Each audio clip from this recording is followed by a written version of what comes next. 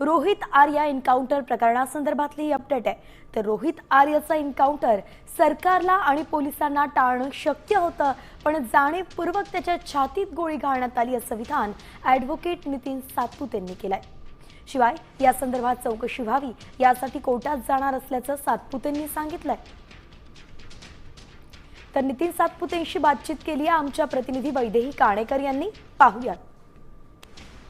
रोहित आर्या या कथित एन्काउंटर प्रकरणामध्ये आता कोर्टामध्ये केस सुरू होणार आहे आणि त्यांची बाजू जी सांगणार आहेत ते आहेत ॲडव्होकेट नितीन सातपुते। आपल्यासोबत स्वतः ते आहेत। त्याचा उद्देश हा होता की त्याचे पैसे परत मिळावे।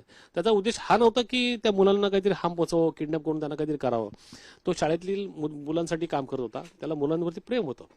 पण हे जे त्यांनी केलेलं चुकीचं आहे, हे समर्थन आम्ही नाही करत त्याचं।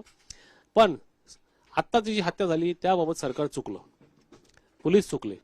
पोलिसांनी त्याची हत्या नव्हती करायला पाहिजे होती। तो काय क्रिमिनल नव्हता, तो काय गँगस्टर नव्हता, तो काय टेररिस्ट नव्हता की त्याच्यावरती त्याने असं त्याची टोकाची जी स्टेप घेण्यासाठी त्याला छातीमध्ये गोळ्या मारायला लागल्या। चला, पोलिसांचं असं म्हणणं की मीडिया माध्यमात असं येतं की त्याच्याकडे गन होती, तो पण प्रयत्न करत होता। एन्काउंटर होताना चकमक दोन्हीकडनं होत असते, तो दोन्हीकडून गोळ्या आल्या पाहिजेत। आणि हा तर साधा माणूस होता, त्याला त्याची हत्याच करायची होती, त्यामुळे त्याच्या छातीत गोळी मारली। इथे क्लिअर ह्युमन राईटचं व्हायोलेशन आहे, क्लिअर मानवी हक्कांचं उल्लंघन आहे। प्रत्येकाला आपल्या जीवाचा अधिकार असतो।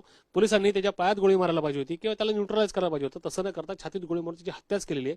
त्यामुळे या तिघांच्या विरुद्ध प्रायमा फेसी खुनाचा गुन्हा दाखल व्हायला पाहिजे। कॅमेरा पर्सन गणेश वैदेही काणेकर, साम टीव्ही न्यूज, मुंबई। देश विदेशातील प्रत्येक घडामोडींचे लाईव्ह अपडेट मिळवण्यासाठी आता साम टीव्हीच्या सर्व सोशल मीडिया प्लॅटफॉर्मला लाईक, फॉलो आणि सबस्क्राईब करा। तसंच सर्व नोटिफिकेशनसाठी बेल आयकॉन प्रेस करायला विसरू नका।